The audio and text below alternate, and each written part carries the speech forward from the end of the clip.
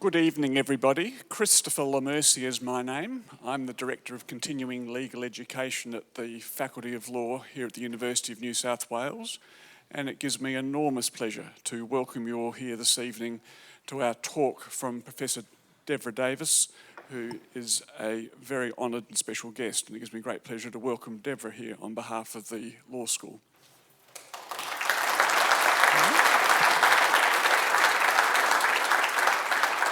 Devra is going to very kindly give us an update on where the research is in this important area. So if I could ask you to make Devra welcome once more, we'll start. Thank you.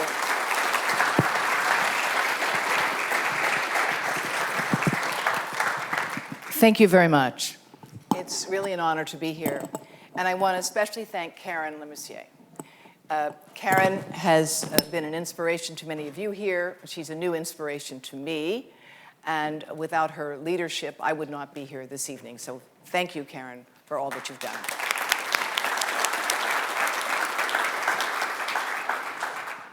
Now, this evening, I'm going to talk with you about mobile devices in health. What do we know? What don't we know? And what do we do in the meantime? Just for those of you who may not know, I've been around a long time, and I've been in science a long time. And quite frankly, I worked at the US National Academy of Sciences. And not to say that scientists are arrogant or anything, but when I first heard that there might be a problem with cell phones, I did not believe it, because I figured that if there were a problem, I would know about it. And I think that's the attitude of many scientists when they first hear about this issue.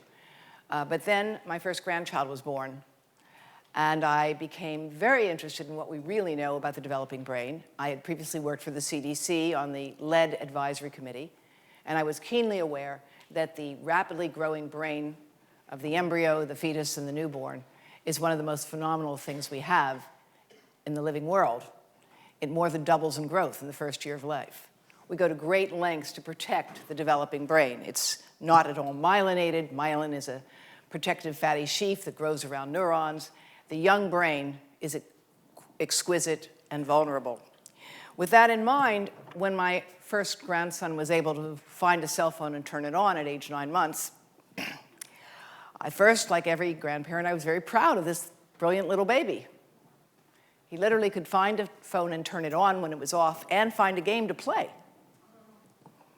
So I began to look at this more and more seriously, and the more I looked, the more concerned I became. And I realized that a lot of what I thought I knew as a scientist was wrong. In tonight's presentation, because you are a law school, and I'm very fortunate to be here to talk with you about some of the legal issues, I'm going to focus on current laws and customs, as well as what do we know about who is at risk, what's the problem, what's the evidence on sperm damage, pregnancy, and honeybees, what are some business opportunities that come about from this, and finally, what are the global policy responses that are happening now. Now, the first thing you have to realize is that every single one of the world's almost 7 billion phones today has been tested with standards that are almost 20 years old. Would you like to fly in an airplane with safety standards that are 20 years old? Or drive a car that complied to 20-year-old safety standards? But we are, in fact, using those standards for all of the phones today. Those are based on a 220-pound male with almost a 12-pound head. He didn't talk a lot, 6 minutes, average call. And none of this considers anything except how to avoid heating the brain. There's no consideration that there are effects that have nothing to do with heat, some of which I'm going to show you this evening. Now, one of the most important things to think about from a policy point of view is that the world's secondary insurance market does not cover health damages from wireless devices. The telecom industry is the world's largest right now, and they self-insure, and they can afford to. But secondary insurers for more than 10 years have not covered health damages from wireless devices. And at the end of my talk, I'm going to show you some of the 10K forms that are now filed by companies to their shareholders, explaining what their current understanding of their own liabilities are. But here's a big one. Swiss Re said in 2014 that the risk from dangers linked to EMF is comparable to the risk from asbestos or mad cow disease. Now, if we talk about the spectrum for electromagnetic radiation, it goes all the way from the things that turn on these light switches here to cosmic and X-rays that are completely invisible and we know are quite harmful. There's no question about it. The term microwave is actually not a scientific word. In fact, I'll tell you how it got coined. In the 1970s, microwave ovens were invented, but they weren't called microwave ovens. They were called radar ranges, because the guys that invented them thought it was pretty cool to cook with radar. Well, they didn't exactly fly off the shelves when they were first marketed. And so they figured they needed a more feminine term than radar range, and that's how they came up with the term microwave oven. Sounds kind of pleasant, doesn't it? Well, the microwave spectrum includes that for the oven, as well as the cell phone, the mobile phone, the baby monitor, the garage door opener. The difference in all of those devices is their power. The microwave oven uses about 1,000 watts of power. The cell phone uses less than 1. And it was believed by many physicists that the cell phone radiation was too weak in power to have any biological effect. That turns out to have been a mistaken belief. And it turns out that the most important thing we need to know about this radiation is that cell phones are not continuous signals. They are erratic. And that kind of signaling over thousands of minutes, over many months, over many years for our children and the rest of us, has biological effects. We think that it weakens membranes, it increases heat shock proteins, it increases reactive oxygen species. These are things that we know are markers of risk and damage, biochemical indications that there is a risk developing, an inflammation, if you will. These are things that that develop in response to sense that the body is being attacked in some way and needs to defend itself or repair itself. So cell phones emit pulsed radiation. And just to give you some idea of what that looks like, this is an image from my colleagues in Greece, and it shows you that the pulse signal, and you can see that there's frequency, there's amplitude, and we think very important is the amount of information content on these signals. All of these variables are important. Now, there's a literature on this where studies are done that claim there's no effect, and often those studies will use a continuous wave instead of a pulsed wave. There are other problems in inconsistent studies. Sometimes they'll use adult cells instead of neuronal stem cells from newborns. And depending on the cell you use, the type of signal you use, you can get very different results. And if you don't understand the importance of these things, it will look as though the evidence shows you that there's no effect when, in fact, you've picked the wrong thing to study. And as I will make clear, sometimes that's not an accident. This is just to show you what happens in a 4-second phone call. This is volts per meter. We call it power density. Now, the worst time for you to pick up a phone and put it next to your head is when you say hello. Phones are smart. They go to max power. When you say hello, have the phone out here. Never keep it next to your head. And notice that it goes up and down in power density. This is 4 seconds of a phone call. That's all. Over and over again, this kind of exposure is highly problematic to membranes of our cells. And we think that this may be part of the reason why we're getting responses, biological responses, to this relatively weak radiation. It's not the power. In fact, the newest phones have the lowest power, but it looks like the 3G technology is more toxic than the 2G, is measured by different indicators that we use. Now, 2D modeling, we've had two-dimensional modeling of this exposure, has been around for almost 20 years. In 1996, my colleague Om Gandhi of the University of Utah was chairman of the Department of Electrical Engineering and president of the Bioelectromagnetic Society.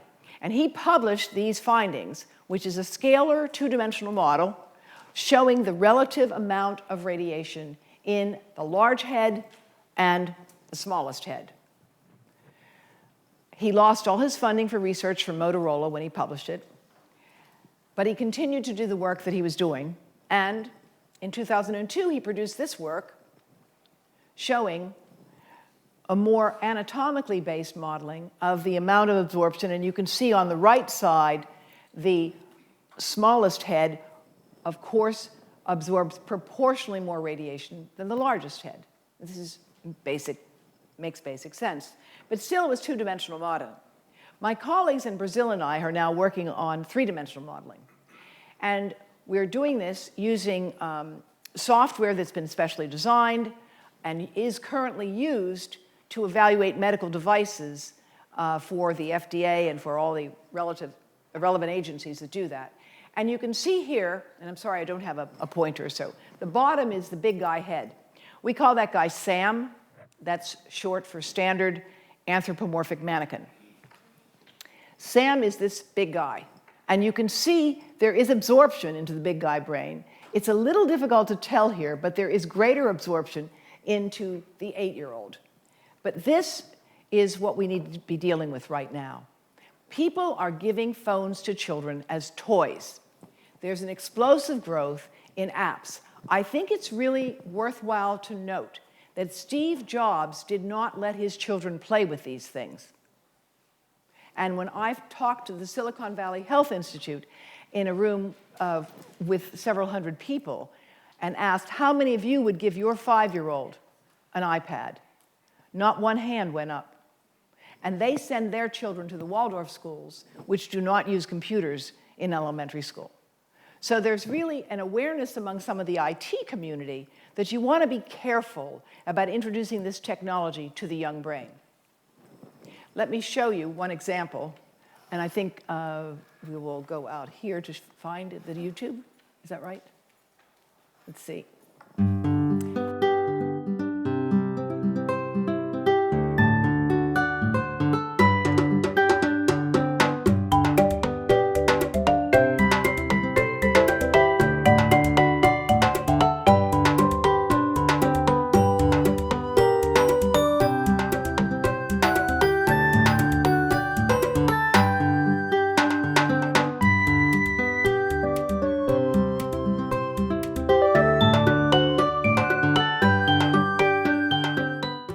Glad you have a sense of humor.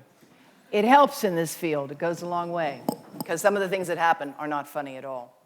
And this is a true story. I talked to another grandmother whose grandchild will not go to the potty without the iPad. There is an iPotty, and it comes with apps to teach the child how to use the potty. So this child literally will not go to the potty without the iPad. I know a number of men who have that problem, too.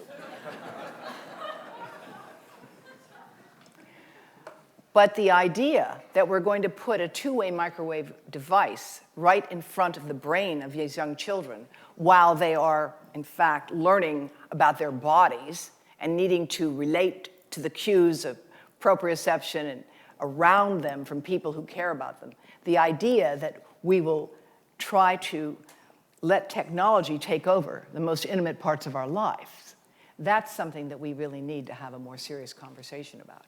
Yes, there's the bouncy chair I just showed you. There is an iPotty. There's a teething rattle case for the iPad and the iPhone. Now, Silicon Valley inventors of these things don't use them. And it's people who have the resources available to do this that will spend the money on such things. I'm going to show you now why that's a very bad idea. This is a modeling of 3D exposure in the brain developed by colleagues at the Swiss National Institute of Technology, ITIS. And here you can see in their model, there's greater absorption into the eye, this side as well. This is a less sophisticated model than what I'm going to show you next. This is a more complex model of the pregnant abdomen, and the highest exposure to the child's brain and spinal cord occurs in the latest part of pregnancy because the microwave radiation gets directly through the skin. So you can see here, this is the spinal cord and the head are right close to the surface, greatest exposure. Now, here's, sorry. Oh, that's the iPotty. There it is. And that's what babies do when you give them phones, put them in their mouths. We'll see if this, look at this. We'll do it again, a 3-year-old.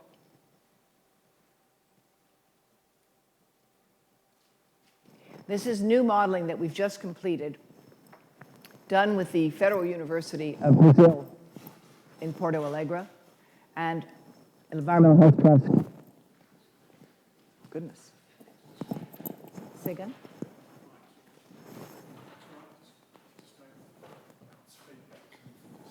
Oh, so let's stay away from there. Okay. This is the 3-year-old, and I want you to look at the brain. You see, of course, the highest exposure here. The eyes, it gets almost all the way through, right? And this is a 34-year-old. And the exposure is highest just in the cheek, the eye, the ear, but relatively less exposure into the head. Now, this modeling has never before been done. When we first started out to do this work 4 years ago, I asked my colleagues if it could be done, because it's 1 millimeter voxels, and we had really important programming issues and software to deal with. And they said to me, why would anybody want to model exposure into a child's head? That was 4 years ago. Unfortunately, I think you all know now why we need to do this. Because people are assuming everything's fine until we have evidence that we are in the middle of a disaster. And we can't afford to continue to carry on public policy based on the demand for proof of human harm before taking steps to prevent harm from unfolding. So now I'm going to share with you some experimental studies of wireless radiation in pregnancy, and I'm going to give you a summary of a few studies, from which there are many others, produced by the laboratory of Gazi University, the Laboratory of Biophysics. And I want to say Turkey has very sophisticated research in this field because as a NATO country, they also live and die by radar.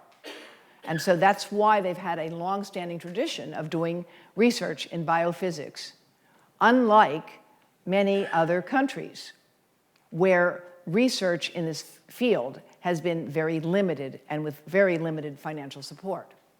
This is a study where they exposed the rabbits during pregnancy to GSM, that's the current types of phones most of you use, radiation for 15 minutes a day for 7 days. It's not a lot of exposure, but it's about a third of the pregnancy. And the control groups are here. Now, this is a measure of DNA damage called 8-hydroxyguanine adducts, but basically, it's important to understand we all get DNA damage all the time. We all get cancer in some sense all the time, but the cells don't proliferate because we have repair. We drink green tea. We eat things containing other antioxidants. We sleep in the dark. And all of those things help to repair damage naturally. So you will have DNA damage from being alive. Oxygen and sunlight, for example, cause them. But what you see here is the control groups have half as much DNA damage, almost, as the exposed.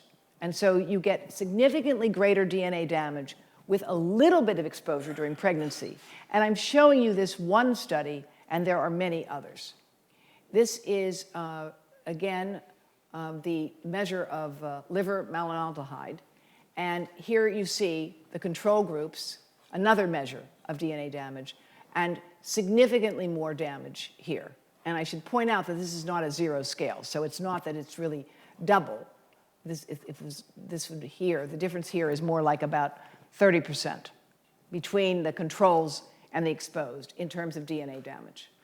Now, there's other research that has looked at prenatal effects and specifically measured brain and testis, measuring a part of the brain called the hippocampus, which is rather essential to learning and memory and impulse control, and showing significant effects.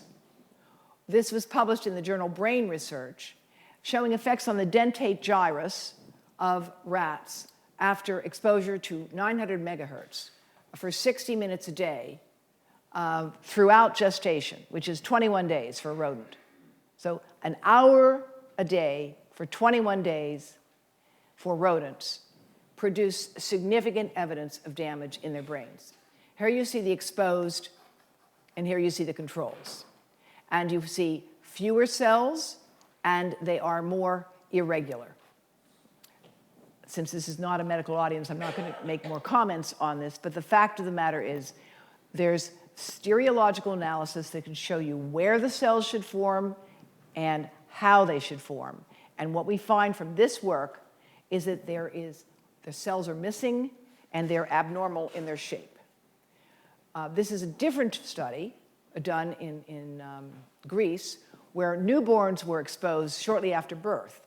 Now, what we do in animal research is sometimes we'll starve the rodent in order to teach them to run a maze for a food reward, kind of how, like, I feel sometimes running for lunch.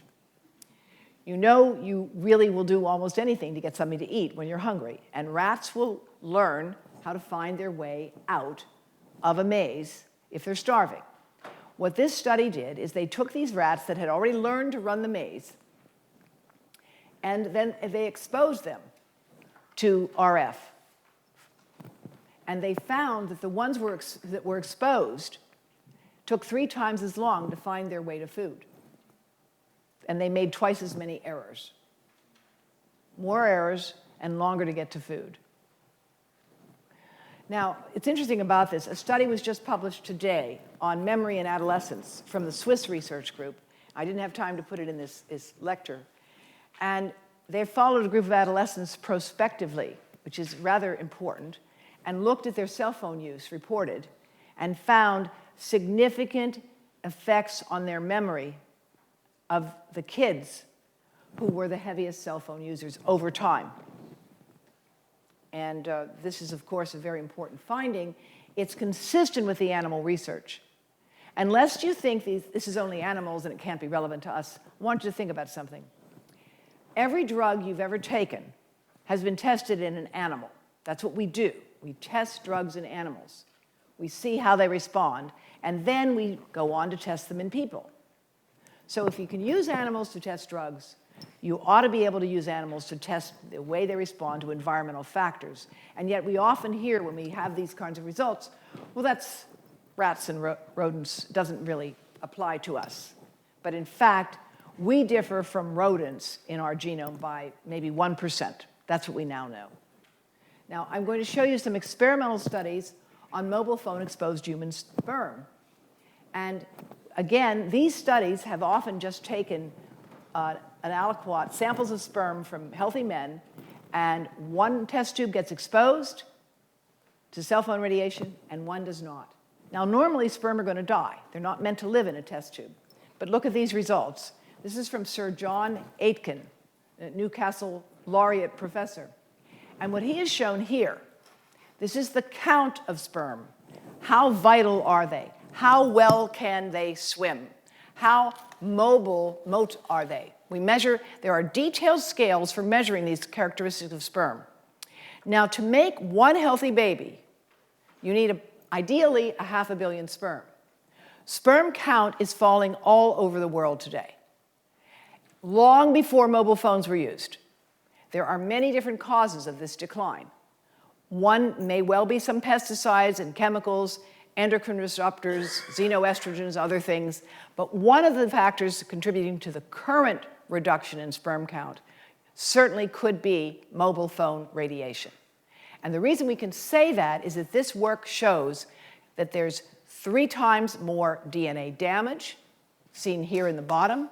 This is DNA damage in exposed sperm than in controls. Why do you need 500 million sperm to make one healthy baby?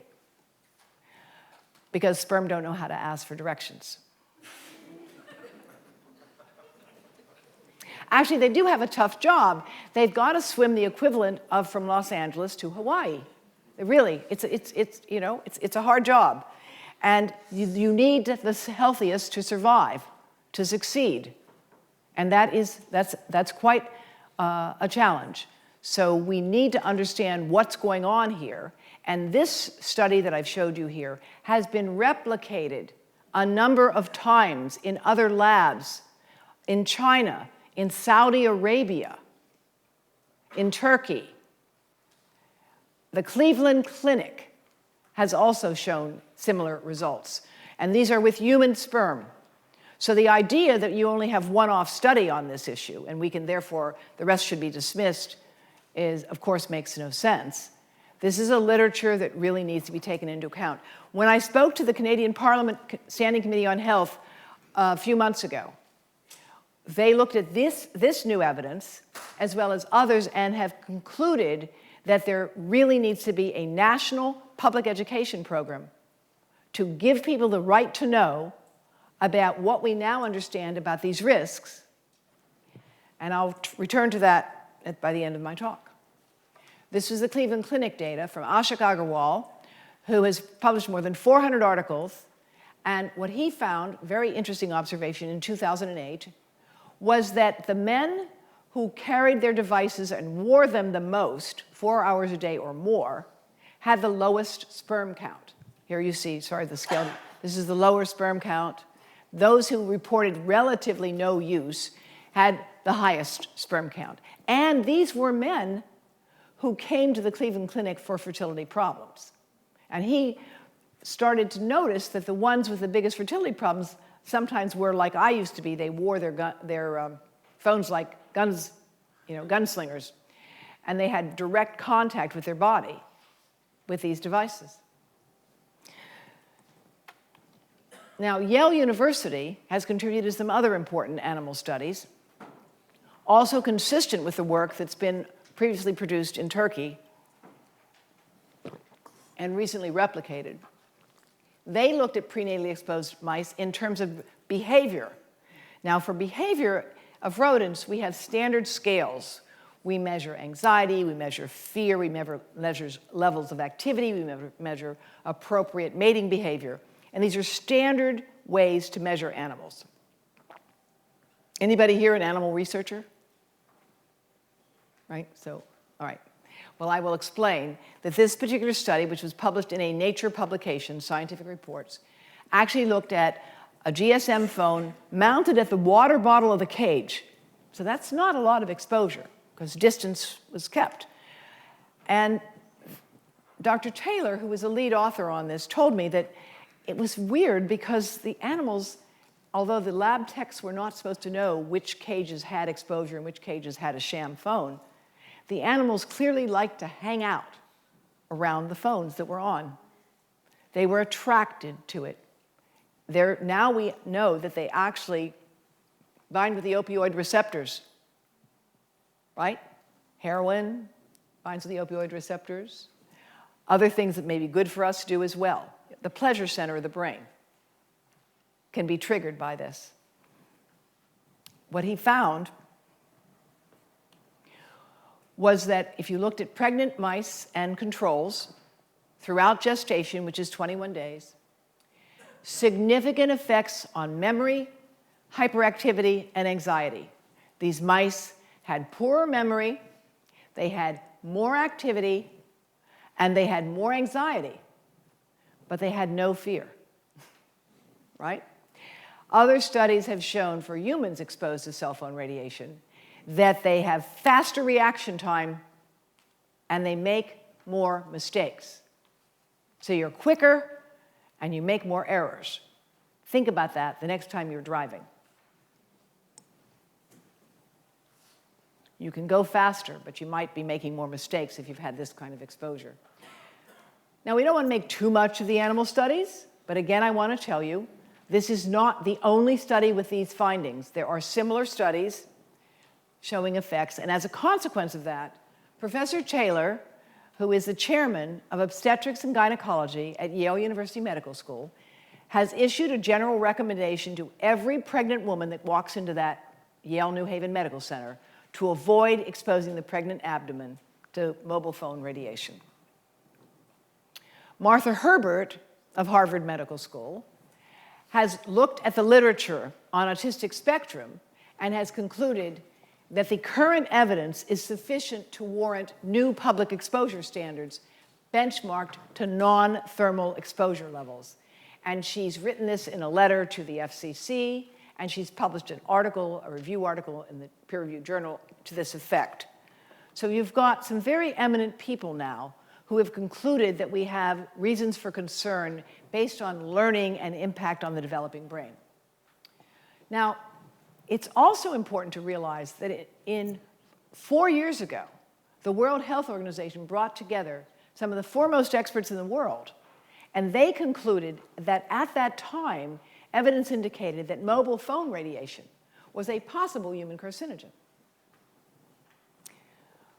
The working group, when it released its report, the director of the IARC, the International Agency for Research on Cancer, said, it's important that additional research be conducted, but pending such information, it's important to take pragmatic measures to reduce exposure, such as hand-free devices or texting. That's the advice of the World Health Organization in 2011. I have published an article since then with colleagues who are, as I have been, an advisor to the World Health Organization. And we have concluded that the current evidence says that cell phone radiation is a human carcinogen, a probable human carcinogen, and not just a possible human carcinogen. Okay, so how many possible or probable carcinogens do you think children should be playing with? DDT? Lead? Engine exhaust? Maybe they should get a shot of whiskey occasionally? All of those things we know to be hazardous. We would never give our children something that might cause cancer, except that we are giving millions of children around the world today access to devices that may increase their cancer risk. Now, the cancer risk is highly problematic because it takes a long time to be sure of the cancer. When I was at the US National Academy of Sciences, one of the first projects we worked on was passive smoke in airplanes. Some of you are not old enough to know that you used to be able to smoke on airplanes. And it was not very pleasant. And we did the research to show that in the course of an 8-hour flight, the amount of smoke on an airplane in the smoking section and the non-smoking section became identical, as measured as ultrafine particulate air pollution. It didn't take long to do the study, but it took 4 years to publish it. 4 years. And that's the world in which we live right now. That was tobacco. Now on mobile phone radiation and brain cancer, the International Agency for Research on Cancer completed their study in 2005. And as I was completing my book, Disconnect, writing the chapter calling on them to release the study, they released the study. It took 5 years to release a study that had been completed. 5 years. And the reason for that was because of the intense fights among the authors about exactly how to frame their results, which in fact did show a statistically significant increased risk in brain cancer in the highest users of mobile phones. It does show that, and that finding has become more robust now.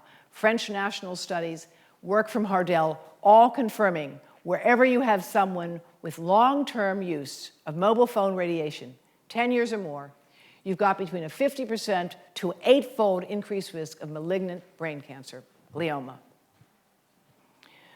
So where are we now? The glioma risk is very consistent. These are the recent studies since Interphone, Hardel and Serenat, which is the French national study. And what these numbers mean is this. After 10 years or more of exposure, you have about a 1.8-fold increased risk overall and 1.6-fold in Serenat. But if you look more carefully at the heaviest users for the longest time, the risk numbers go up. The risk numbers go up. Now, brain cancer is a rare disease, but it's not one anyone wants to get. And even if it doubled, it might not make a huge impact on our society right away. But if we know something can increase the risk of brain cancer, I think we have to take steps to reduce that risk.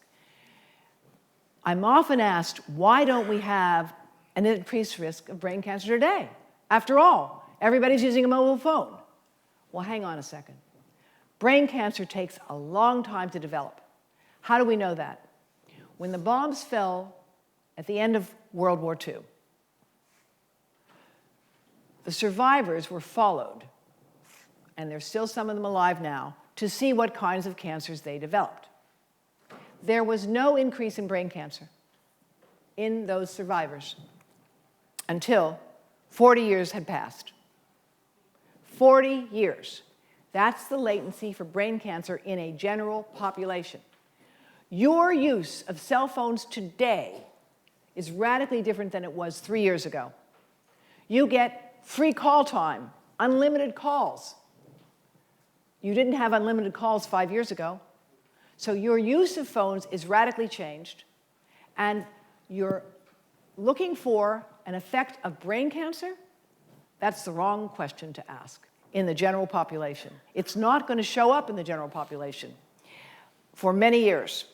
But what we do know, if you try to study it with a case control design where you take people who have brain cancer, who are socioeconomically similar to others who do not have the disease, and you study them in great detail, which is what the Interphone study did and what other studies have done, you find no increase in brain cancer when you do that kind of work. No increase at all. If you have average exposures of 6 years, 7 years, which most studies published did have. But if you take a look at every well-designed case control study with heaviest exposures, they all find that after 10 years of heavy exposure, you get a significant increase in brain cancer. Now, you want to wait to get more data? If every study is showing you this, and then what Hardell has done is he's got a few people with 25 years of exposure, and yes, they were exposed to the older technologies, and yes, the older technologies were hotter and did have potentially more damaging conditions. But the fact of the matter is, we are seeing this increase in brain cancer. And there's someone I'm going to introduce you here this evening who knows about it very well. Now I want to share with you some slides from my colleagues in India, from the Indian Council of Medical Research, where they are doing very detailed studies. India and Israel are two high-tech countries that are very actively studying this problem. Most other countries, including Australia and the United States, have almost no serious financial investment in studying the question of radiofrequency radiation and its impact on health. In fact, whatever money is spent to advance the technology and its spread, rather than to develop innovations in hardware and software to reduce exposure or evaluate its potential impact on the population. These are studies that they've done on the honeybee. Now, there are many different causes of colony collapse disorder, which is a worldwide phenomenon. As a result of it, people are sending trucks around with beehives to fertilize crops because there aren't enough honeybees. In the United States, they're doing this. In Australia, they're doing this as well.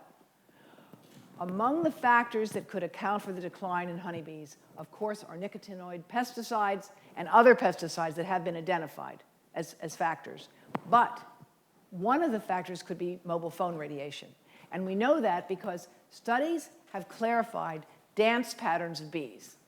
I am not an expert in this. I'm relaying the data from my Indian colleagues. They have different kinds of dance, the waggle, the shacking, and the treble, and they're all relevant to making honey.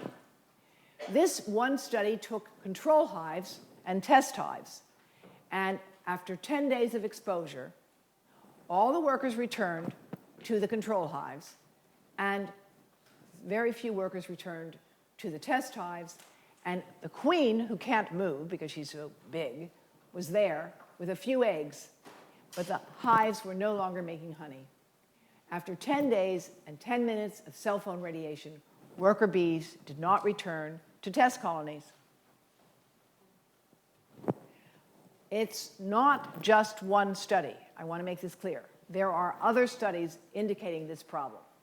Wait, honeybees, Einstein once said, are essential to civilization. And we know that's true. This is certainly a very worrisome finding, and one that ought to make us think, this isn't just a question of whether or not we have an epidemic of brain cancer. This is a question of life on Earth, of all forms of life. So why do we have so many inconsistent results? We do. Why are there so many studies that find nothing?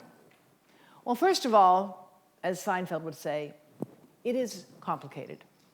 It's truly complicated. There's many different cells that can be studied.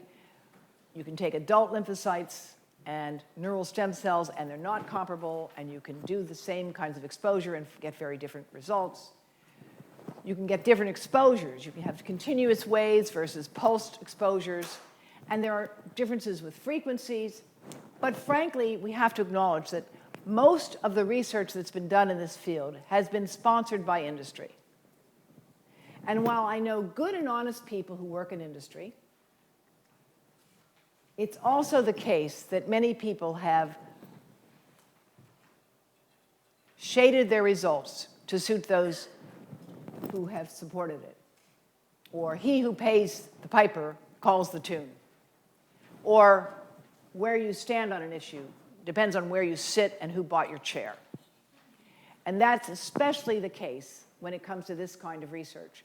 We don't have enough of it, and what we do have is heavily influenced by the sources of funding that exist. That's why I've called for a 2 cents a fee device, a 2 cents fee on every device, on every manufacturer, on every user, and on every provider for a period of 5 years. That would, in fact, given all the devices we have nowadays, generate the funds that we need for research and training. We desperately need to train people in this field of bioelectromagnetics, in medicine and electromagnetics, electrical engineering. And it would also create the major public education program that has been started in Israel and India, and I'm going to show you some of those in a moment. Here's what happened in France in 2010. They passed a law that bans advertising to young children and requires all cell phones be sold with earpieces, and labeling of the SAR on phones, and restrictions and warnings to all users. That's France. The Canadian Parliamentary Health Committee that I testified before with Dr. Martha Herbert and others concluded that the current test system needs to be updated and the public needs to be educated about risks. They said that the modeling of the total head absorption is inaccurate and uses homogeneous liquid. Your brain is so complex, it doesn't have one kind of liquid in it, like the model currently uses. It has very different densities of the material. The dielectric constant of the air is 1. The dielectric constant of a child's brain is about 80. The dielectric constant of my brain is about 40. The dielectric constant tells you how much you can absorb the radiation. The more fluid in a brain, the thinner the skull, the more radiation it will absorb. We know that to be the case, and yet we're using a model with homogeneous liquid that does not take into account that we're really concerned about the dose at the brain, not the exposure, but the dose. You can be exposed to sunlight. The dose will depend on whether you've used sunscreen. We've got to be more sophisticated. We have the tools to do it. We have to use them. We have to take into account the developmental immaturity of the young brain, and the Canadian Parliamentary Committee said that microwave radiation is now a serious public health issue. That's their position. Now, I want to share with you, since this is a group of legal people, how many of you are attorneys or associated with attorneys, just for my information? You, right? All right, yes. In the United States today, there's a court case working its way through the system, representing about 12 men with brain cancer. Some of the cases I've known personally developed brain cancer at age 28, age 32, and they were the first users of the technology. And they were on it 24/7 and collapsed in spasms at age 28 or 32 with a malignant brain cancer. And those folks are dead. There's a lawsuit being put together on behalf of a number of them, alleging that mobile phone radiation caused their brain cancer. And the court has recently issued this ruling, which has been upheld so far, saying if there is even a reasonable possibility that cell phone radiation is carcinogenic, the time for action in the public health and regulatory sectors is upon us. If the probability of carcinogenicity is low, but the magnitude of the potential harm is high. Good public policy dictates that the risk should not be ignored. Now, what's happened in California? The city of Berkeley, for more than 5 years, has been considering a right to know statute. How many of you have iPhones? Hands, please. Good, we're going to do a show and tell right now. Would you please take them out and put it on airplane mode? You'll understand why in a moment. And go to settings. And when you get there, get to settings, raise your hand so I'll know.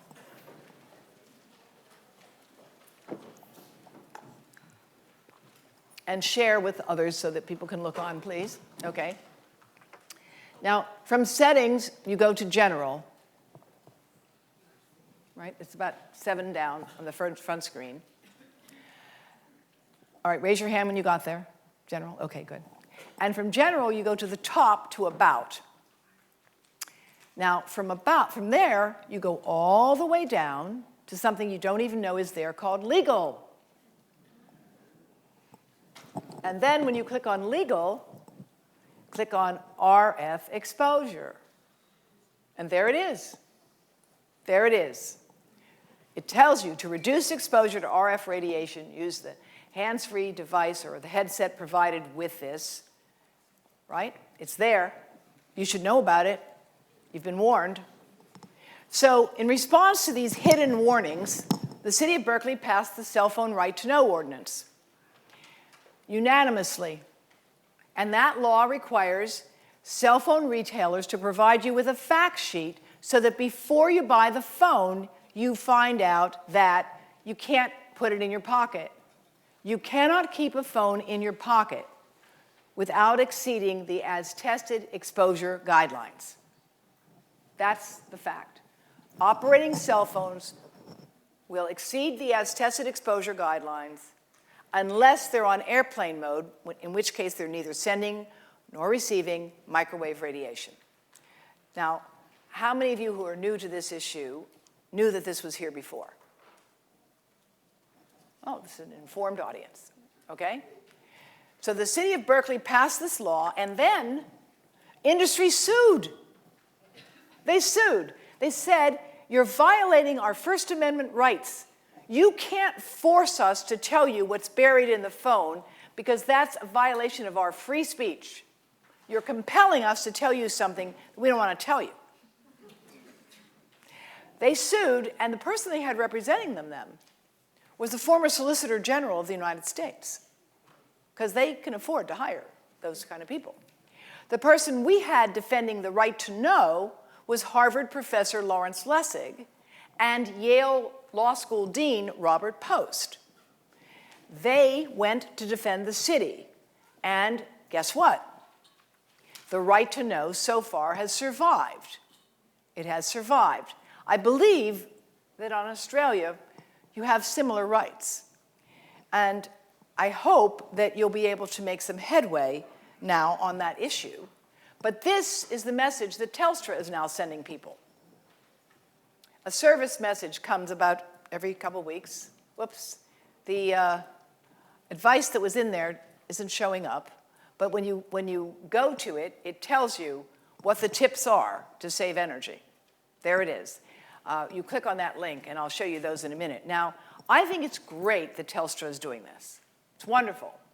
You might want to know why they're doing it. It's a good question. You might want to ask whether they should do a little more. Because after all, you get a text message. Are you going to click on that? Most people don't have the time. Now, we are doing the Baby Safe Project as one way to inform people with Yale University and over 100 physicians and experts around the world to promote precautions during pregnancy.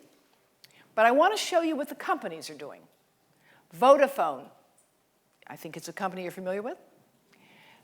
In the United States, there's a Form 20F or a Form 10K that legally must be filled out every year by companies, and they are obligated to report on any risks and liabilities that they face. Legally, they have to report. So I'm going to show you a few of these, because I can't go through all of them. But you will see that Vodafone has said we have risks from health, although the World Health Organization agreed there is no evidence that convinces experts that exposure to radio frequency fields from mobile devices operated within guideline limits has any adverse health effects. Well, that's actually not correct. The World Health Organization actually says there's limited evidence and we need more research. These guys are saying a change to this view could result in a range of impacts, from a change to national legislation, to a major reduction in mobile phone usage, or to major litigation. In fact, that's already happening. Here is the 10K report from Verizon. It says, we are subject to a significant amount of litigation, which could require us to pay significant damages or settlements. They're reporting this. AT&T, unfavorable litigation or governmental investigation results could require us to pay significant amounts. They face liabilities, corporate liabilities. This is what they are reporting because they're required to do so. This is China Mobile. We cannot be certain that future studies will not impute a link between electromagnetic fields and adverse health effects. Well, guess what? We can be sure that they will, because there is a link. And that link is strong and getting stronger now. And all of these demurrers and these 10K forms and 424B3 forms, all of which are filed quite recently, they all say we cannot be sure that additional studies will not demonstrate a link between radio frequency emissions and health concerns. Of course there's a link. Why don't we do something about it? Why don't we work together to reduce exposures, to come up with better software and better hardware? Actually, there's a Chinese company called Qihoo that is making a router that has a baby-safe mode. It's a router that automatically goes off when it's not used and goes to the lowest power possible. You could have cordless phones like they have in Switzerland that are only on when you need them. You could have routers that turn themselves off when they're not being used. You could design software and hardware for operating systems of phones that would not work 900 times a minute to ping to the tower saying, where are you? Here I am. Where are you? Here I am. That's how phones are set up to work. They are smart. What if the operating system didn't go 900 times a minute, but 90 times a minute? What would that do to your operating function? We have some engineers here. I'd like to ask them what they think would happen if we were to try to make that change. You could substantially reduce the demand on the network. Now, the American Tower Corporation says, we do not maintain any significant insurance. That's where the rubber hits the road. And I won't go through any more of these. This is from South America, Telefonica. But they're all acknowledging that there's risk. There's a legal responsibility of these corporations to report to the Securities and Exchange Commission that they face risks because there may be risks associated with their products and their services. T-Mobile. The wireless handset emissions may interfere with various electronic medical devices. By the way, in the old days, they interfered with pacemakers, and they caused deaths. Those were the old days, of course. And the solution to this, by the way, was very interesting. They fixed the pacemakers to have more insulation on the wires. Right. Now, this is what's happening in Oman. Yes, Oman. Graphic artists are designing ways to get messages to people. Here's one of them. It's a little busy, but it's a stop sign. It says prevention is better than cure. You betcha prevention is better than cure. Do you know what it costs to treat a brain cancer? Just in the first 2 years that the person survives? In the United States, it's more than $500,000, easily. And that's just the medical costs.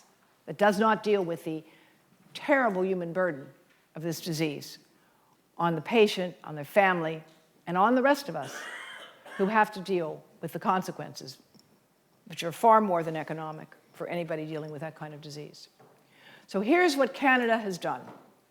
They have a bill to reduce exposure, and they give practical advice. This is the Canadian Health Authorities. This is what they say. Limit the length of cell phone calls. Replace cell phone calls with text. And encourage children under the age of 18 to limit their cell phone usage. This is the National Government of Canada. And there's a bill that's been put forward in the Parliament to require information and awareness about the risks of cell phone radiation. Now, at this point, I think I'd like to stop my remarks, and I want to call on someone that's a great honor for me to invite up here. And I hope you understand what a rare privilege it is for me and for all of you to be able to hear from Professor Dr. Charlie Teo, who is one of the world's most distinguished and renowned neurosurgeons. Dr. Teo, would you please join me?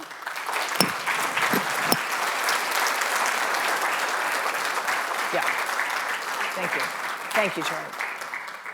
We met for the first time last night, and we talked about the right to know and what's happened in California. And Dr. Teo told me, as many of you may know, that he's been involved in this issue for a long time. Perhaps you can share with us some of your observations about what you think is lying behind the brain cancer patterns now and what you think Australia could be doing on the right to know. Well, thank you, Devra. Thanks for the lovely introduction. I feel very humbled here.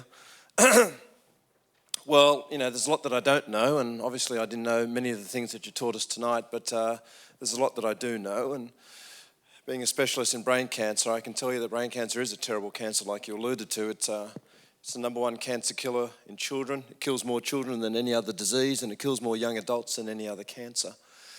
And you're right, it has been ranked #1 by all studies in developing countries as the cancer that has the greatest socio-economic impact on society. The cost is in the billions, of course, in both your country and our country when it comes to brain cancer. That's what I do know. I also know that I had a patient who had brain cancer who was exposed to huge amounts of EMR from owning a transport company. He said he was on it for at least 8 hours a day, and so were his partners. And they weren't related at all, but he died of brain cancer. All 4 partners in the company died of brain cancer. And then his wife rang us up 2 years after he died to say that the secretary, who was also on the mobile phone, died of brain cancer. So I do know that if you're exposed enough to EMR, you will get brain cancer and you'll die from it. I'm sure you are aware of the studies showing that if you live around high tensile electrical wires, these were studies out of Scandinavia, but then validated by a study out of Chicago showing that you have a higher incidence of leukemia and brain cancer if you live around high tensile wires. So we do know that. That's a fact. We also know that brain cancer is increasing in frequency. We know that is a fact. And the other thing that I think is most scary is the fact that those of you who are scientists in the room would realise that statistically it takes a lot of robust data to prove to negate a null hypothesis. And with the Interphone study, it was designed to show that there was no link between brain cancer and mobile phone usage, but indeed it showed that there was a link in those people who use their phones for what they call high usage, which was only half an hour a day. I also know that they excluded 2 very, very high risk groups, and that is children, less than 18, and corporate users of mobile phones who tend to use their phone more than other people. So I think that's unfair. And I also know that the lead author of that study was upset that they didn't include children and went on to, of course, study children in another study. So, I mean, there's a lot of things that we do know that are very concerning. I also know that Australia is very poor in terms of truth in labelling. I'm also a great advocate for animal welfare, and I'm sure you are all aware of the terrible usage of palm oil and the destruction of the habitat of orangutans to get palm oil. We simply asked the government back in 2008, 2009 to have truth in labelling so that we would know which products contained palm oil and which didn't, so that the public would have a fair say in what product they used. And of course that was rejected, even though it had bipartisan support before a contingent of vested interest people came out from Borneo and changed their minds. So when it comes to mobile phones, I think Australia could take the lead. I mean, we took the lead when it came to compulsory seat belt wearing, compulsory bicycle helmet wearing, and we saw the major health benefits from those two initiatives. So I'd love to see Australia come up with a truth in labelling when it comes to mobile phones. I was going to say, these issues of palm oil and cell phone radiation, mobile phone radiation, share the fact that truth in labeling is what's needed. And you have a right to know, basic right to know is a fact essential to democracy. Democracy rests on the freely given consent of the governed to be governed. Right? You consent to be governed. And in order to consent to be exposed to mobile phone radiation, you have to know what you're being exposed to. And here you have the manufacturers putting the information deep within the operating system, and people are completely unaware of it. So I think that with your leadership and with people here in this room, such as Karen, Chris, and others, the right to know, whether it's palm oil or mobile phone radiation, ought to be heartily supported. It's long overdue, and I think the thing for me that's so exciting, because this really is an honor to meet you, is to realize that you're a leader on that issue and that perhaps together we can do something positive on this one as well. Because it's clear that industry is aware you cannot keep a phone in your pocket without exceeding the as-tested guidelines, right? You all did not know that, right? Your heart is an electric organ, so is your brain. You want to protect them. If you have to keep a phone in your pocket, put it on airplane mode. This month's issue of Consumer Reports, a major national publication in the United States, highly respected, says nobody should keep a phone in their pocket when it's on. So maybe we can talk more with the audience here. If you have questions for Dr. Teo or me, we'd love to talk more about my presentation. And because you are an expert on this issue, I invite you to share that stage with me. Perhaps we can get a chair up here so we can sit together. Is that possible? Right? Thank you, Chris. Right? And I'll open it up for questions now.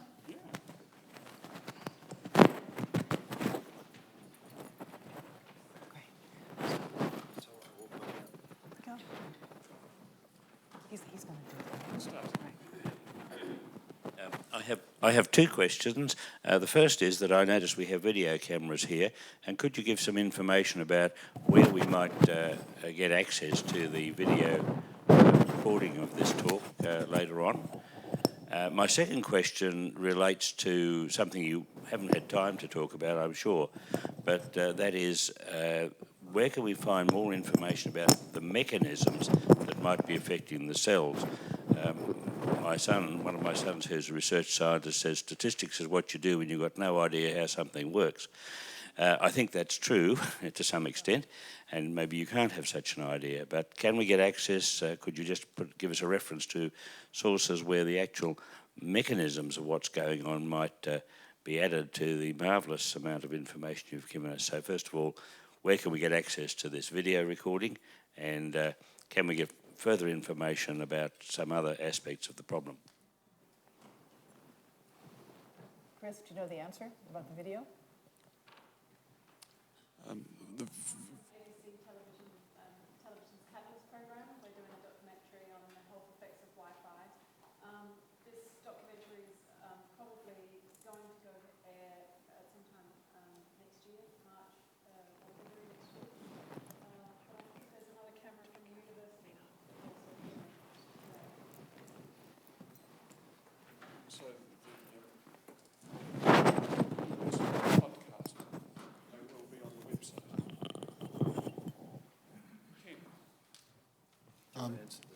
Yes, I will in a second. Two questions. Well, wait, there is a second part of the question about mechanisms, and I'd like to address it very briefly. First, let me say that as someone who's a cancer epidemiologist, the mechanisms question is very difficult to answer, and we still don't fully understand the mechanism by which tobacco causes cancer. We know that it has within it over 2,000 chemicals, some of which can directly damage DNA. Asbestos causes cancer, we all know that. But guess what? It doesn't directly damage DNA. It's what we call an epigenetic carcinogen. So cancer is a complex of many different diseases. That's number one.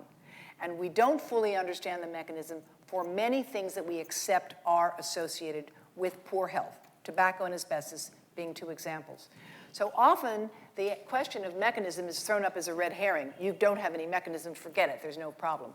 Well, let me tell you, there are studies suggesting this is interfering with calcium transport.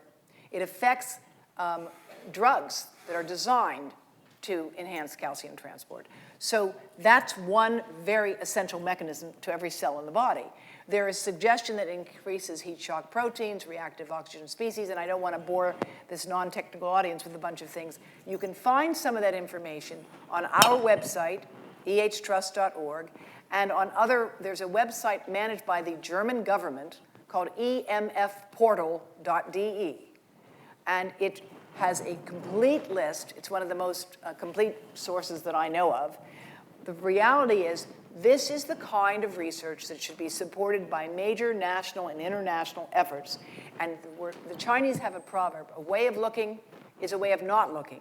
And we've been not looking, just like the Interphone study was designed not to find something, but did find something.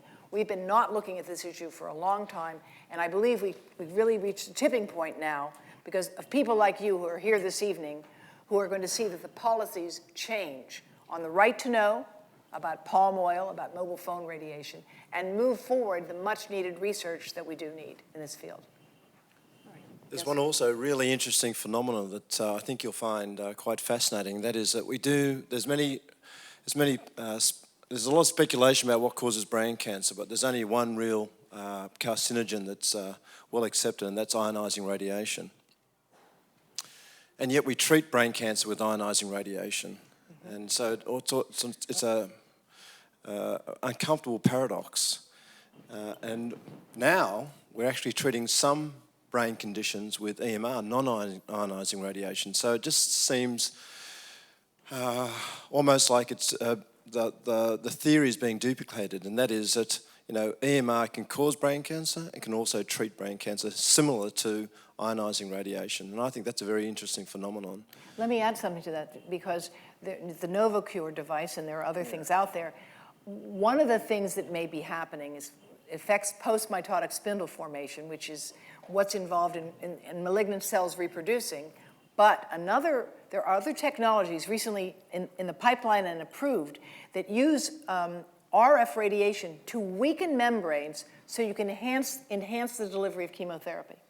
So clearly, if you can weaken membranes with radiofrequency radiation, how can you possibly assert that they have no negative effects? It's ludicrous. But just remember what Devra said first of all, and that is that it is very difficult to define what's actually happening when it comes to carcinogenic agents such as EMR. I mean, really, when it came to cigarette smoking, we had no idea of the mechanism. It was an association, clear association, for many, many decades before a mechanism was really postulated. I have two questions. What was it in 1997 that provoked Lloyd's to put in the exclusion? That's the first question. Second question is, have any studies been done on service personnel who were using radio during the war for hours on end, day after day, week after week, etc.? Yep. Thank you. I think you'll have to ask Lloyd's about 1997, but what I surmise or deduce is that the growing experimental literature at that point had become very robust. There was something called the reflex study in Europe, 15 laboratories, several $1 million, and it was designed to show there was no effect on brain cells from RF radiation. And in my book, I talk about this. There's a chapter called The Doctor Who Danced with the Devil, about how he set this study up. He was convinced there was no problem. They started to get results showing it was damaging brain cells. So they went out and bought new equipment because they thought it must be an artifact. It's got to be a mistake. There's no way this weak radiation could be damaging the brain. After 3 times around, they finally concluded, oh, it does actually damage the brain. That was in 1997 or so. So the results started to come in. You've answered my question. All right. I can't be sure, but I think that may have had something to do with it. In terms of the service personnel, there's not a month that goes by that I'm not asked to be an expert witness when it comes to some serviceman suing his respective government for brain cancer. So it is there's several class action lawsuits currently being run. I have several patients myself who were naval officers who spent hours and hours a day next to these big radar things. They felt the heat coming off them and they had brain cancer. So the jury is out there, but it's Actually, it's active. I'm not sure I would say the jury is out, because I think there are some studies on testicular cancer for radar technicians. Testicular cancer, yeah. And there may be some studies now, brain cancer as well. So it's an excellent suggestion. But again, if we really want to know the answer, we've got to make a commitment to setting up the resources and the infrastructure to answer it. And it wouldn't be that hard. Let me give you an example. The Indians are doing a 5,000-person cross-sectional study. You could do it here in Australia. I hope that Uni Melbourne is going to be interested, and maybe you will be interested. Here's what you do. You get 5,000 people who are of similar social class, and you just run them through all the standard clinical assays, CBC, SED rate, glucose, et cetera, and sperm count, measures from the saliva of all kinds of things you can get of genotoxicity and cortisol and whatnot. And you get detailed billing records and information about cell phone use, and you organize them into high, medium, and low use. They're doing it in India. They've devoted the resources to it, and the preliminary results from one segment of it shows severe hearing loss in the heaviest users. So it can be done. It's a cross-sectional study. It doesn't take as long to crank through the data. It's a huge commitment. In the Indian government, they have more than 60 MDs on this study. I wonder sometimes if they're ever going to be able to publish it. But it's the kind of thing that can be done and should be done, to answer your question. A couple of questions from a friend of mine that can't be here. She was caught between two people piggybacking with Wi-Fi and became electro-hypersensitive and got quite ill. The first question is there any evidence that the blood-brain barrier can heal itself? I believe it gets damaged with EMF, etc. And my second question, well, maybe it's even from me. You were talking about your work on passive smoke in airplanes. She comes to stay with me. I don't use Wi-Fi. I have over 20 Wi-Fi networks beaming through my flat in a small block of flats. Wow. She's got a very sophisticated meter. The levels are quite astonishing. And I don't see any difference between that. By the way, I'm a smoker, so I don't smoke. I've got to go and stand outside on the main road to smoke. Right. Yet over 20 networks. And last but not least to everyone here, my naughty cat sometimes turns on the Wi-Fi on my printer, which is more powerful, as measured, than a lot of your Wi-Fi routers. Yeah. But she's particularly interested in whether the blood-brain barrier can heal itself. Yeah, clever cat. What's the cat printing? Sorry? No. Wow. Do you have any comments? I don't know the data on it. Yeah. Do you know the data on it? No. The problem with electrohypersensitivity is that there are a lot of bogus studies out there that claim there's no effect. And the studies are designed to fail. For example, they study people and they study them only for a short-term immediate effect, when in fact the effect can take hours or days to develop. Not everybody who's sensitive feels it right away. So there's got to be a national commitment to serious investigation of this issue. There has to be. It's a scandal. The blood-brain barrier. I can answer that. Sure, of course you could. Thank you. So the blood-brain barrier is a natural phenomenon that's designed to prevent toxic substances from crossing into the brain, which is very, very sensitive. So in fact, most chemotherapeutic agents, in fact, can't be used for brain cancer because they're so toxic to the brain. We know we can break down the blood-brain barrier with certain agents. There's a drug called Diamox that'll break it down. There are other agents that'll break it down, like radiation, for example, ionizing radiation. I am aware of one study that showed that the heat generated from a mobile phone temporarily broke down the blood-brain barrier, but it does have a reparative ability, so it can, get back to normal and be a normal blood-brain barrier. Let me ask you, there's some studies suggesting that mobile phone radiation is demyelinating.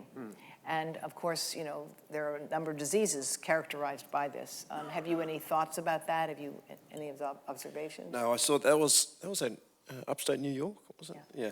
So, look, I read the study. It wasn't, I don't think, a very good study, and it hasn't been validated. So no, I don't think it does cause, well, I don't know if it does cause demyelination. Okay. Hi, I'm a computer scientist and a teacher, and I'd like to make a comment and ask a question about Wi-Fi. First of all, the comment, I'm very concerned that I've received the risk management form from the Department of Education in Victoria, which clearly says there is no risk of radiation, including microwaves, from iPads, even though I can clearly see that there is a risk noted in the instructions or user guide. So that's my comment. I'm very concerned. My second thing is a question. In about 2009, the government in Australia rolled out the digital education revolution, which meant that there's a Wi-Fi access point in every high school learning area. Some 6 years later, our radiation authority is planning a measurement survey, not a health survey, a measurement survey. I would like to know what you think would be a good health survey that would be of good scientific value, that would monitor the health of children. As more and more children in Australia are being exposed to Wi-Fi in schools, it's now filtered down to primary schools, and there are some 3.5 million children, 3.5 million students in Australian schools. So what do you think would be a good health survey on Wi-Fi? Well, first of all, the Israeli government, with all the issues of what's going on in Israel now, has a National Institute on non-ionizing radiation safety, and you can go to it for some information about this issue. They recommend, and so does the French, that there is no Wi-Fi at all in kindergarten and earlier, and they recommend limited Wi-Fi, and wherever possible, wired. The technological revolution is here. We want our children to know how to use these resources, but it can be wired, and banks of wired computers can move from one room to another. You save the money as well. And there is no evidence, as you may know, that digital learning, wireless or wired, actually enhances cognition and retention of information. That has never been studied. We have been sold a bill of goods about the need for everybody to be techie. The Koreans are seriously concerned because they are seeing what they call digital dementia in middle school children, which is characterized by MRIs showing an underdevelopment of the right hemisphere, an overdevelopment of the left hemisphere, a lack of empathy in middle school kids. And think about this on a society-wide pattern. Children who do not have the ability to look you in the eye. And we see the results, the dreadful results of people who do not have empathy in what happened in Paris. These are serious challenges for modern society today. And I think that the notion that there's no evidence on the dangers of Wi-Fi is simply wrong. And the government of Israel, the government of India, the government of Belgium have all expressed concerns about this. And I think what we need to do is to create an international summit where these other countries have taken steps to protect their kids, come together so that there's a free discussion of what's going on here. Devra, I think we might have one more question. Right, well, I think we should stay for one question. Charlie, recently a professor of public health at the University of Sydney talked about brain cancer rates staying stagnant from 1982 to 2011, which seems to contradict with some of the breast cancer data, brain cancer data that you've talked about today. How does the public really decipher which data they need to listen to, and how do we not be confused by all of this? Of course, and let me explain. The professor is right if you look at it this way, and bear with me, I know the evening is late. If we look at the age-adjusted rate of brain cancer for everybody in the age distribution, okay? About 60% of all brain cancer occurs in people age 50 and over, right? That's the majority of brain cancers. And that age group is not now the age group that were heavy cell phone users. They were not heavy cell phone users, those people. Yet they are still, the majority of cases are older. That's the age-adjusted rate. If you look at the age-specific rate, which is what Dr. Teo is starting to talk about, if you look at the young, kids 20 to 29, 30 to 39, in the United States today, we are seeing an increase in malignant brain tumors in that age group of people who were the heavier users of cell phone radiation. So you have to look at the age-specific rate, and you have to look at the type of tumor. There are more than 200 different subtypes of brain cancer, and if you start to slice and dice them, you can certainly make any increase, go away. But you're seeing increases in malignant glioma of the frontal and temporal lobe. Now, why would the frontal lobe and temporal lobe be relevant? Because if you wear glasses, metal glasses, that changes the exposure. Metal jewelry changes the exposure. And we don't have modeling of any of that. So yes, the brain cancer rate is flat when you look at that age-adjusted rate, because it's driven primarily, not exclusively, primarily by the older people. But the young is another story altogether. The Israeli Dental Association has issued a warning because 1 in 5 cases of a very rare malignant tumor of the parotid gland is occurring in someone under the age of 20, under 20. And they've issued a warning about mobile phones in children, because Israel at the time they did this was the heaviest user of these devices in the world. So statistics are challenging. I've spent my life working on them. And the age-adjusted rate looks relatively flat. The age-specific rate is starting to show increases in certain types of tumors that we expect to be growing because of mobile phone radiation. And just finally, the largest data bank for brain cancer registration is the CB Trust, Central Brain Tumor Registry of the United States. It doesn't include all 50 states. It's only 19 states, but it's still the largest bank that we have. And it showed an exponential increase in brain cancer incidence from 2004 to 2008. It's a little bit slow in coming out between 2008 and 2012, but nevertheless the trend is upwards. And that was then shown also in the United Kingdom pediatric brain tumour database, which also showed an increase in malignant brain tumours, especially ependymomas. So Britain, the United States, 2 very large data banks have shown an increase, and Australia didn't. I'm not quite sure why our figures were different, but it could well be because of what Devra was saying. That is the way you just look at the statistics. But the bottom line is I think most authorities do believe that the incidence is going up. But, we're not going to see that huge exponential rise anyway until, of course, the latency period is seen. And the latency period for ionising radiation is very, very long. It's going to be just as long, if not longer, for non-ionising radiation. Do you really want to wait till the middle of this century before you have definitive proof of harm, before taking steps to prevent it? I don't think so. I think we've reached enough maturity as a civilization that we can say, let's look at the evidence before us now, and let's take steps now to protect ourselves, rather than insisting on proof that enough people have become sick that all the rest of you and your children and your grandchildren will have been doomed. We can do better, and I'm really delighted to be here tonight because I think we started something that I hope will continue and develop in something very positive for Australia and for the world.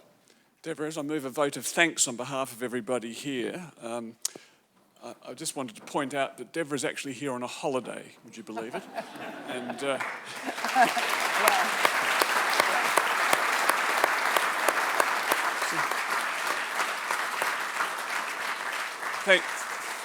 thanks to Dr. Teo for joining the discussion this evening, and thank you, Devra, for your talk this evening. I think we've all enjoyed the experience immensely, so thank you and good luck on your journey.